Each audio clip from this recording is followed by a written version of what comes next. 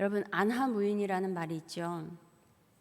눈 아래에 보이는 사람이 없다는 뜻으로요, 방자하고 교만해서요, 다른 사람을 업신여긴다는 의미예요. 그래서 자신을 높이고 주변 사람을 경시하는 태도를 말합니다. 안하무인이라는 이 표현은요, 중국 명나라 말기에 활동했던 절강성 출신의 능몽초가 쓴 단편 소설에 등장해요. 늦게 얻은 자식을 그 부모가 너무 귀하게 여겨서요, 떠받들어요. 오냐 오냐 하면서 키웠더니 어려서부터 버릇이 없고 제멋대로 굴어서 어디에서나 마치 왕이 된 것처럼 행세를 했습니다. 커가면서 이제 온갖 문제를 일으키기 시작해요. 그래서 그제서야 부모가 타이르기 시작했는데 이미 이제 소용이 없었습니다. 결국 부모에게 폐륜을 저지르기까지 해요.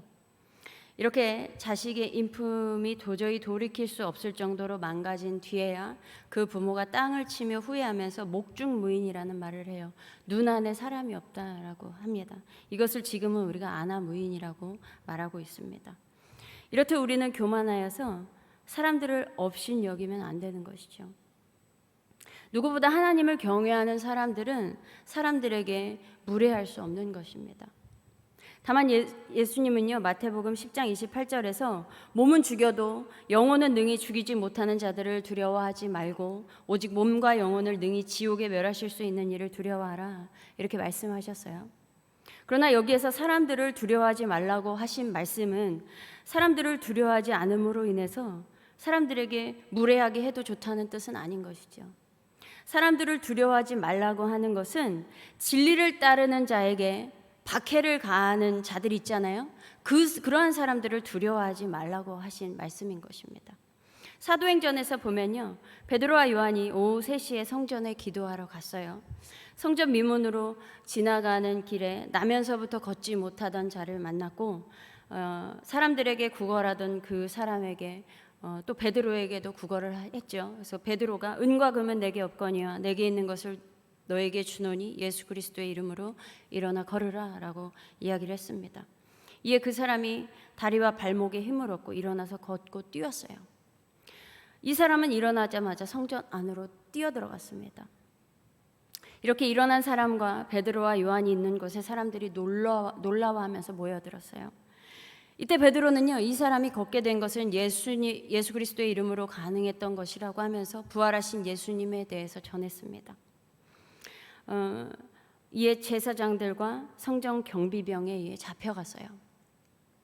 이게 예수님이 승천하신 이후 얼마 안 된 상황이잖아요.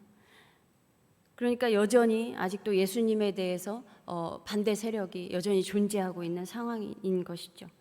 그리고 다음 날 대제사장들의 무리가 예수의 이름으로 말하지도 말고 가르치지도 말라고 위협하며 명령했습니다. 이때 베드로가 하나님 앞에서 너희의 말을 듣는 것이 하나님의 말씀을 듣는 것보다 옳은가 판단하라. 우리는 보고 들은 것을 말하지 아니할 수 없다. 이렇게 진리를 거스르는 자들의 위협에도 불구하고 담대하게 말했습니다. 그래서 몸은 죽여도 영혼은 능히 죽이지 못하는 자들을 두려워하지 말고 오직 몸과 영혼을 능히 지옥에 멸하실 수 있는 이를 두려워하라. 이 말씀은 아무나 두려워하지 말라는 것이 아니라 이럴 때 필요한 말씀인 것이죠. 그러나 누구보다 우리는 궁극적으로 하나님을 두려워해야 하는 사람들입니다. 하나님을 경외해야 하는 것이죠. 그렇다면 하나님을 경외하는 자의 모습은 어떻게 나타나는가라는 거예요. 레위기 19장 14절에 듣지 못하는 사람을 저주해서는 안 된다. 눈이 먼 사람 앞에 걸려 넘어질 것을 놓아서는 안 된다. 하나님을 경외하라 라고 말씀하고 있어요. 너는 하나님 두려운 줄 알아야 된다 라고 그 이어서 그렇게 말씀하고 있어요. 레위기 19장 32절에 백발이 성성한 어른이 들어오면 일어서고 나이 든 어른을 보면 그를 공경하여라. 너는 하나님을 경외하라. 레위기 25장 17절에 너희는 서로 이웃에게서 부당하게 이익을 남기려고 해서는 안 된다. 너는 하나님을 경외하라 라고 말씀하고 있습니다. 이렇게 동일하게 이어서 하나님을 경외하라고 말씀하고 있어요. 몸이 연약한 자들을 골탕 먹이거나 어르신들을 공경하지 않거나 이웃을 속이거나 부당하게 이익을 남기려고 하는 것은 하나님을 두려워할 줄 모르기 때문인 거예요. 하나님을 경외하지 않기 때문에 이러한 현상이 나타나는 것이죠. 그렇기 때문에 하나님을 경외한다면 사람들에게 함부로 할 수 없다는 것입니다. 하나님은 신명기 4장 10절에서 모세에게 이렇게 말씀하세요. 내가 호렙산에서 내 하나님 여호와 앞에 섰던 날에 여호와께서 내게 이르시기를 나에게 백성을 모으라. 내가 그들에게 내 말을 들려주어 그들이 세상에 사는 날 동안 나를 경외함을 배우게 하며 그 자녀에게 가르치게 하리라. 이스라엘 백성이 사는 동안 언제나 하나님의 말씀을 따라 하나님을 경외하는 길을 배워야 한대요. 그리고 이 말씀을 자손들에게 가르쳐서 자손들도 하나님을 경외하도록 해야 한다는 것입니다. 이렇게 공경하고 두려워해야 하는 존재가 있음을 알 때 사람들은 아나무인이 되지 않는 것입니다. 무엇보다 평소에 이렇게 하나님의 말씀대로 살아가는 모습에서 하나님을 경외하는구나 알지만 때로는 예상치 못한 상황들이 있어요. 그래서 그러한 상황에서 그 사람이 선택하고 순종하는 모습을 보면 그 사람이 정말 하나님을 경외하는 사람인지 분명히 드러나는 것이죠. 좀 전에 봤던 베드로와 요한이 대제사장의 무리에게 담대하게 얘기했던 것도 하나님을 경외하는 모습입니다. 그런데 하나님께서 하나님을 경외하고 있다는 것을 인정했던 사람이 있어요. 그 사람은 아브라함입니다. 아브라함이 이삭을 번제로 바치려고 칼을 드는 순간 그 아이에게 내 손을 대지 말아라. 그에게 아무 일도 하지 말아라. 내가 내 아들 너의 독자까지도 내게 아끼지 아니하였으니 내가 이제야 내가 하나님을 경외하는 줄 아노라 라고 말씀하셨어요. 여러분, 우리가 보기에 하나님께서는요 아브라함에게 지나친 명령을 하셨어요. 그래서 아브라함은요 이삭을 데리고 길을 나서면서도 사라에게 말하지 못했던 것 같습니다. 그런 내용이 없으니까 제가 볼 때 사라에게 말 못했을 것 같아요. 모리아산에 도착했을 때 함께 동행했던 사환들이 있어요. 그 사환들에게도 밑에서 기다리라고 해요. 그 사람들이 같이 올라갈 수 있는 상황이 아닌 거예요. 본인이 생각해도 이삭하고만 올라가겠다라고 이야기를 합니다. 이렇게 사환들에게도 말을 할 수 없었어요. 그리고 번제를 드릴 때까지도 번제물이 어디 있는지 이삭에게 말을 하지 못했습니다. 아브라함은요 하나님을 믿는 믿음이 있었어요. 이삭이 죽어도 다시 살 거라는 믿음이 있었어요. 그러나 다른 사람은 그렇지 않았던 것이죠. 그래서 아브라함은 누구에게도 이 말을 할 수가 없었습니다. 이러한 아브라함은요 다만 하나님의 명령에 어떤 것도 되묻지 않고 묵묵히 순종하기만 했습니다. 그것에 대하여 하나님은 아브라함이 하나님 경외하는 줄을 아셨다고 하셨어요. 그리고 하나님을 경외한 아브라함에게 하나님께서 맹세하세요. 맹세하셨다는 것은 반드시 지키겠다는 거예요. 내가 이같이 행하여 내 아들 내 독자까지도 아끼지 아니하였은즉 내가 너에게 큰 복을 주고 내 씨가 크게 번성하여 하늘의 별과 같고 바닷가에 모래와 같게 하리니 내 씨가 내 대적의 성문을 차지하리라. 또 내 씨로 말미암아 천하 만민이 복을 받으리니 이는 내가 나의 말을 준행하였음이니라. 첫 번째, 큰 복을 주겠다고 하세요. 두 번째, 내 씨가 크게 번성할 것이라고 하셨습니다. 세 번째, 내 씨가 그 대적의 성문을 차지할 것이다. 네 번째, 내 씨로 말미암아 천하 만민이 복을 받을 것이다. 하나님은 이러한 약속을 하시고 그대로 이루셨습니다. 또한 출애굽기에서 요셉을 알지 못하는 새 왕이 정권을 잡게 되었을 때 이미 이스라엘 자손이 이제 불어나 있고 세력이 커졌어요. 그래서 애굽 왕은요 히브리인들로부터 위협을 느꼈습니다. 그래서 애굽 왕이 출산 억제 정책을 펼쳤어요. 그리고 히브리 산파 십부라라 하는 사람과 부하라 하는 사람에게 이렇게 명령을 합니다. 너희는 히브리 여인을 위하여 해산을 도울 때 그 자리를 살펴서 아들이거든 그를 죽이고 딸이거든 살려둬라 라고 명령을 합니다.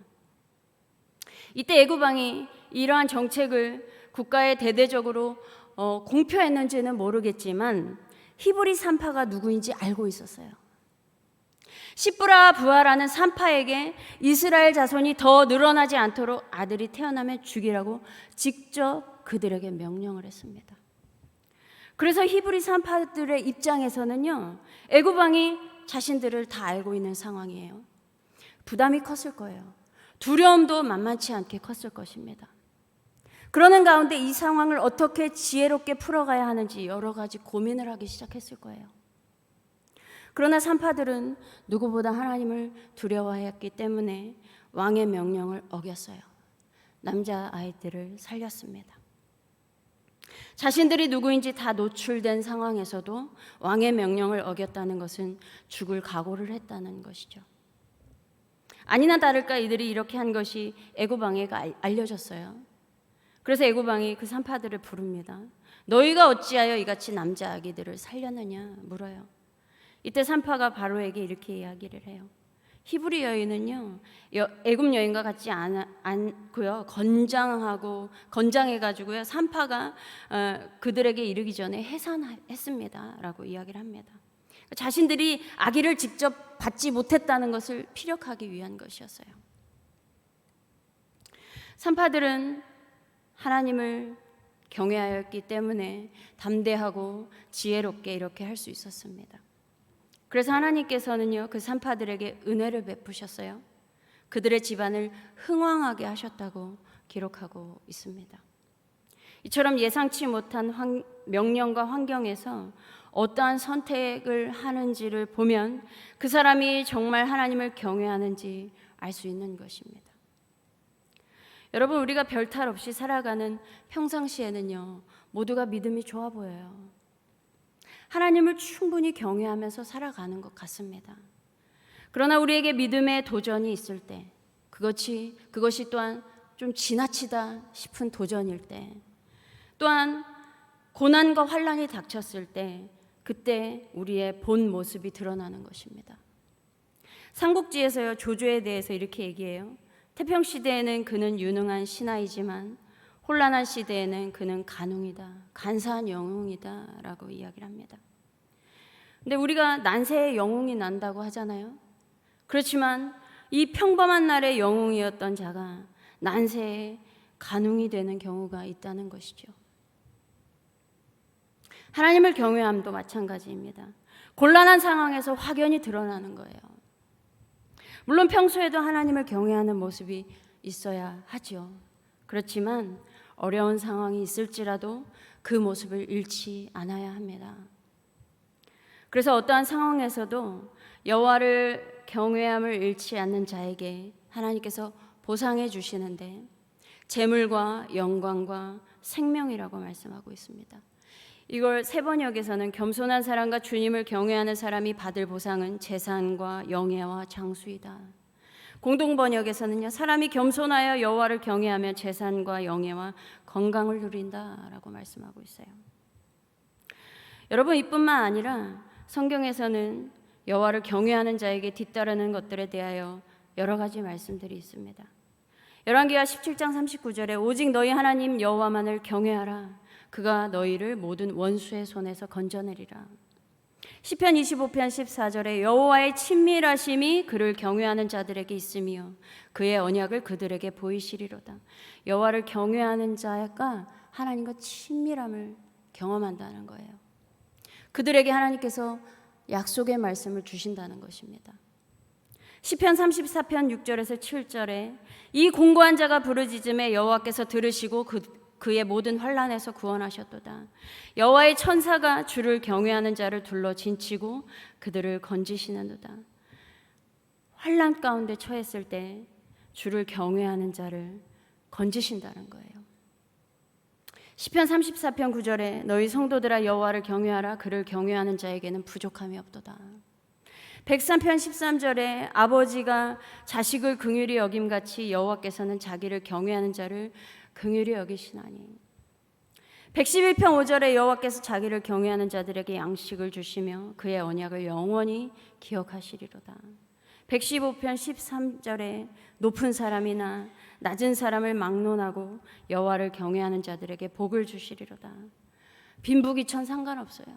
높고 낮은 자 상관없습니다. 여호와를 경외하는 자에게 하나님은 복을 주시는 거예요. 잠언 19장 23절에 여호와를 경외하는 것은 사람으로 생명에 이르게 하는 것이라.